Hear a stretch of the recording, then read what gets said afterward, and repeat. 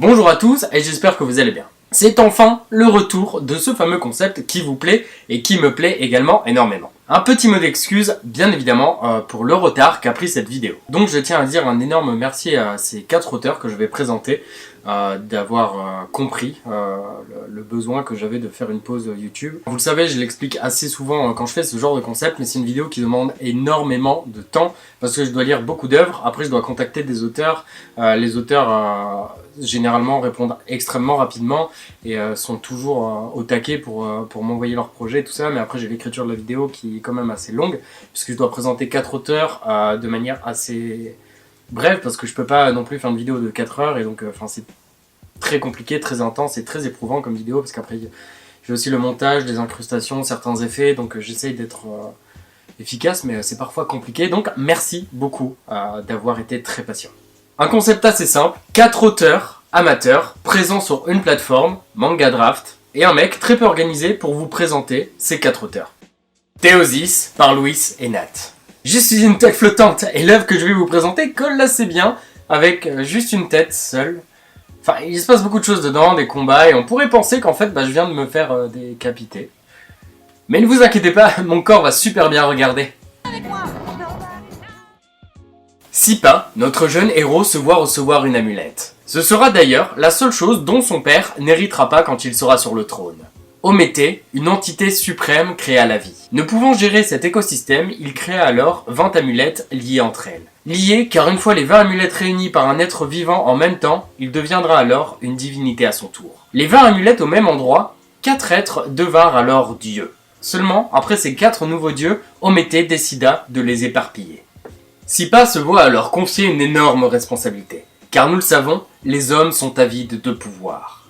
Sippa doit alors retrouver les 19 autres afin de devenir un dieu et de protéger la cité où il vit.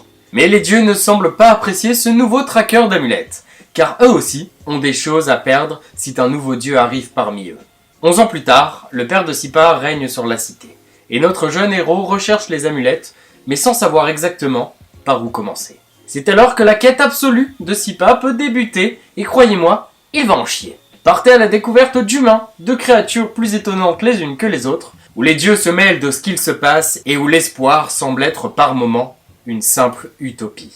Une inspiration claire de différentes mythologies et une faune et flore très bien travaillée. Théosis est alors un manga assez intéressant et intriguant. L'histoire semble alors quelque peu classique au premier abord. Mais ce qui est intéressant, bien évidemment, c'est de suivre le développement du héros, ses rencontres et donc bien évidemment l'évolution générale de l'histoire. Le dessin est très shonen, et les décors subliment le tout en rendant le monde beaucoup plus vivant. Le découpage est simple mais assez dynamique. Avec déjà 12 chapitres, l'œuvre se développe vraiment bien et les dessins s'améliorent à vue d'œil. Et ça, bien évidemment, vous savez, c'est quelque chose que je kiffe. On peut sentir clairement par moments une petite inspiration de notre talentueux Oda, ou encore de Toriyama à certains moments, et je pense qu'un mélange de ces deux styles peut être très classique, mais en même temps peut tout à fait sortir du lot s'il parvient à maîtriser son style d'une manière intelligente, on va dire. C'est compliqué, je sais pas. Mais je pense que vous comprenez à peu près où je veux en venir. C'est qu'on peut mélanger deux styles de dessin qui sont assez différents et classiques pour en avoir un nouveau qu'on ne voit peut-être pas forcément partout. Vous me suivez un peu plus? Une œuvre donc à dévorer avec plaisir que je vous conseille de suivre bien évidemment attentivement. Car l'évolution de tout ça, que ce soit scénaristique ou graphique, est très intéressante. Merci infiniment pour votre travail à tous les deux. Echo par Rafi. J'aime vraiment quand sur un dessin, j'ai l'air plus jeune. Au moins, pendant quelques instants, je suis assez content de me dire qu'on me donne pas souvent l'âge que j'ai. Non, je vous dirai pas mon âge, déjà parce que personne va me croire, mais aussi parce que vous allez me dessiner avec une canne après, je le vois venir et je serai un peu moins content quand on me caricature, quoi. Dans cette œuvre, nous allons mettre en avant l'écologie. En même temps, le titre de l'œuvre c'est Éco, donc écologie, tu vois, tu peux comprendre un peu. Et il y a le ruban de Mobius, donc en même temps, je pense qu'on pouvait peut-être un peu s'en douter. Nous commençons sur une page couleur, mettant en avant 2 personnages nettoyant la plage. Et c'est marrant, ça rime. 5 ans après ce nettoyage, nos jeunes héros ont évidemment bien grandi, mais tout en gardant un esprit écologique et anti-pollution. Car quand Echo a aperçu près d'eux un emballage plastique au sol, il s'empresse à se jeter dessus pour le ramasser. Et juste après, il n'a pas peur de se confronter au propriétaire du déchet, qui est, comme il le dit si bien, un gros cochon. Il perd d'ailleurs un peu trop son sang-froid quand il voit que quelqu'un est irrespectueux envers l'environnement et donc envers la planète. Ses idéaux sont alors donc de rendre Bourbon... Non, pas celui-là, je me suis trompé d'image, pardon. Voilà, Bourbon, le monde dans lequel on évolue, totalement en fait sans pollution, sans déchets, sans rien. Et ça, c'est beau comme message déjà, non?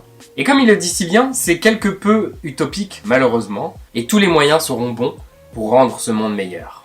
J'ai choisi cette œuvre parce que bien évidemment c'est quelque chose qui a un message assez fort à faire passer, et ça c'est déjà très important, mais qui est aussi très d'actualité, parce qu'on essaye tous un peu à notre manière, enfin j'espère en tout cas, de trier les déchets et de faire le moins de pollution possible. Ici on sera alors donc dans un shonen qui va prôner l'écologie. Je trouve vraiment que c'est une excellente idée d'avoir fait ça en manga, parce qu'en soi j'ai pas l'impression d'avoir vu ça régulièrement. Je crois même que c'est la première fois. Après j'ai lu beaucoup de titres, donc depuis j'ai peut-être oublié, mais c'est assez rare, et donc je trouve ça vraiment fort, et donc en fait c'est pour ça aussi que j'ai envie de le mettre en avant. Le scénario est donc assez bien pensé et se développe vraiment bien. Le dessin quant à lui est assez prometteur. Il y a quelques petites erreurs au début, mais je sens qu'en fait il y a une progression qui est quand même assez conséquente, qui se fait petit à petit, mais je pense que s'il suit ses envies de dessiner une histoire et que vraiment il continue sur sa lancée, la progression sera assez phénoménale. Une inspiration, je trouve, à tendance Kurumada. Et après c'est ce que je ressens, donc je raconte peut-être et sans doute beaucoup de merde. Mais je vous conseille en tout cas de suivre son projet avec un grand intérêt. Merci beaucoup pour ton travail. Pour l'éternité de Céladone. Ne souhaitez-vous pas secrètement de voyager dans une contrée lointaine, très lointaine? Cette illustration me rappelle combien il est important de voyager, et vous comprendrez bientôt que tous les voyages ont leur lot de surprises. Des débris d'un étrange objet spatial semblent avoir atterri sur Terre. Nina semble avoir des jours avec et des jours sans. Mais la plupart du temps, ce sont quand même des jours sans, malheureusement pour elle. Elle vient d'établir un nouveau record avec 20 minutes de retard en cours. Bon, en même temps, ça c'est un peu le classique, je pense qu'on connaît tous. Elle est toujours accompagnée de son amie Charlène, et comme à son habitude, elle lui dit qu'elle voudrait être à des kilomètres afin d'échapper à son quotidien. Chez elle, un étrange bruit semble provenir de derrière une porte, la porte du placard. Sûrement son chat d'ailleurs, sparadrap. Bah non, en fait, il est mort depuis 2 ans. Elle décida donc bien évidemment d'ouvrir la porte, car c'est quand même intriguant d'entendre des bruits de la porte d'un placard quoi. Une sorte de portail, ou tourbillon, semble avoir pris place dans le placard. Et la curiosité de l'homme fait que Nina semble peut-être un peu trop confiante et trop proche de ce dit portail, se faisant happer à l'intérieur. À son réveil, elle n'est plus du tout chez elle, mais dans un endroit désert, et qui paraîtra être vraiment hostile. Je pense qu'on peut se dire qu'en fait elle est plus sur Terre en fait. Au vu de la créature qu'elle croise, ça me paraît peu probable. Où est-elle et quand rentrera-t-elle chez elle? Si un jour elle le peut. Pour l'éternité.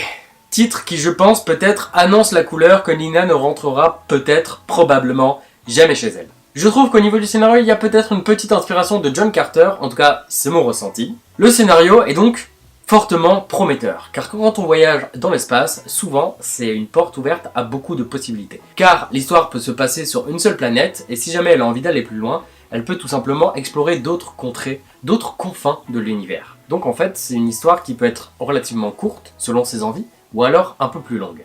Le dessin me fait quant à lui penser quelque peu à celui d'Isabelle Ponce que j'avais présenté lors d'une revue manga il y a pas si longtemps d'ailleurs. On est donc alors sur un style graphique qui se rapproche un peu plus de la BD et du roman graphique que du manga, et ça me fait aussi extrêmement plaisir de changer un peu d'univers. Je pense que l'histoire peut donc alors captiver aisément bon nombre d'entre vous. Car nous rêvons bien évidemment tous qu'un jour un portail s'ouvre et qu'on parte découvrir de nouveaux univers, des choses qui n'existent pas, des choses qui nous feront énormément rêver. S'il y en a qui n'ont pas envie de ça, bah tant pis, voilà, moi j'ai envie. Pourquoi pas, je sais pas. Je sais pas si je serais prêt à tout lâcher et aller là-dedans. Je peux emmener des gens. Une histoire fortement intéressante que je vous conseille de suivre attentivement, et je pense qu'à la lecture, vous comprendrez bien évidemment pourquoi. Merci beaucoup pour ton travail. Zéalo, je sais pas, par Abisson, je sais pas non plus la prononciation. La concentration est alors primordiale pour lire toutes ces œuvres, et pour pouvoir, bien évidemment, essayer de vous faire rêver à travers cette vidéo. Comme après tout, eux l'ont fait bien évidemment avec moi, à travers leurs histoires. Notre vision est limitée par notre conditionnement au monde. Certains peuvent échapper à ce conditionnement et voient alors autre chose. C'est ce que l'on appelle alors la magie de l'illusion. Et ce sont ceux qui se bercent d'illusions qui sont alors les plus aptes à les voir. Le quotidien ici, c'est visiblement la guerre. Mais grâce à certains hommes, cela peut aller plus vite avec le moindre perte dans les rangs de nos héros. Mais c'est un peu plus dommage du coup pour les gens qu'ils ont en face, quoi. Je pense qu'ils n'avaient pas forcément envie de se faire zigouiller. Les prisonniers qui veulent alors rejoindre leur rang se font eux aussi zigouiller. Je veux dire, super, donc il y a zéro chance de vivre en fait. J'ai pas envie d'aller dans ce monde moi. Les missions s'enchaînent, mais l'entente n'est pas à l'ordre du jour dans nos rangs, visiblement. Une mission, cette fois d'un montant colossal, est d'ailleurs prévue. Mission complexe exige peu de monde afin d'être le plus discret et peut-être aussi le plus efficace possible. Un mage semble avoir pris possession d'une ville, et il est sans doute encore à l'intérieur vu que son sort est très puissant. Il est donc logique qu'il n'en soit pas loin. Ils ont des doutes sur le fait qu'entrer dans cette ville soit pas tout bonnement un piège, vu que personne des unités envoyées pour reconquérir la ville n'est alors revenu. Et vu qu'une fois à l'intérieur, il est impossible de sortir, bah ça promet. Qui est donc cette personne qui a pris possession de la cité et quelles en sont les raisons? Nos trois héros seront-ils alors assez forts pour en reprendre le contrôle ou périront-ils comme les soldats qui ont essayé avant eux? Je suis assez fan de l'univers qui, d'un certain point de vue, ouvre alors la porte vers bon nombre de possibilités scénaristiques. Un scénario qui avance alors très bien, une présentation alors simple mais très efficace des personnages et de l'univers dans lequel on évolue. Je suis assez fan de l'œuvre et du style graphique de l'auteur. Selon moi, donc son œuvre peut nous emmener loin et surtout d'un aspect graphique parce que pour moi, je sais pas pourquoi, mais je sens qu'il y a une petite inspiration Miura au niveau du dessin, et je pense que si l'auteur continue à charbonner son dessin, il peut nous donner des dingueries en termes de planches, parce que là, au vu de son travail, il y a déjà de l'excellent potentiel. Voilà aussi pourquoi j'aime ce concept de vidéo qui certes est très épuisant et très difficile à la longue, mais ça me fait découvrir des personnes qui font un taf incroyable, et du coup j'aime aussi vous les faire découvrir, je trouve ça vraiment intéressant, c'est des vidéos, un concept de vidéo qui donne lieu à du partage, et voilà, j'aime beaucoup. J'espère fortement que vous ferez alors captiver autant que je l'ai été par cette œuvre et qu'elle vous donnera envie de continuer de la lire et de soutenir bien évidemment cet auteur, tout comme les auteurs que j'ai présentés jusqu'à présent. Force à toi alors pour ton taf et merci beaucoup de m'avoir pris dans ton univers. Nous arrivons à la conclusion de cette vidéo. Oui, peut-être que vous en aviez marre d'ailleurs que je parle, mais si vous en êtes là, c'est que d'un côté, peut-être pas. Merci en tout cas d'en être arrivé là dans la vidéo, c'est un très bon soutien. Un soutien majeur même que vous faites sur la chaîne et ça me fait énormément plaisir, donc merci beaucoup. Comme vous le savez, donc c'est un concept qui me plaît énormément et comme je l'ai dit en début de vidéo, c'est tellement de travail qu'en fait je vais le ralentir tout simplement. Déjà par respect aussi pour les auteurs, parce que là je m'excuse encore auprès d'eux, parce que j'ai pris énormément de temps à faire cette vidéo, énormément de retard. Et donc même pour eux c'est un peu frustrant de pas savoir quand est-ce que la vidéo va sortir, parce que des fois je donnais des dates et je me rendais compte qu'en fait je pouvais juste pas assumer le fait de reprendre tout de suite YouTube. Et donc je devais une nouvelle fois leur dire que c'était pas finalement pour tout de suite, mais que ça allait revenir plus tard. Ils ont été extrêmement compréhensifs et m'ont tous dit qu'il n'y avait pas de soucis et m'ont soutenu et m'ont donné énormément de force et de courage. Donc franchement merci beaucoup à eux.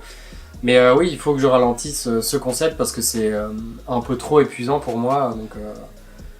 Donc voilà, le concept n'est pas fini bien évidemment parce que j'adore ça, mais faut que je souffle un peu plus.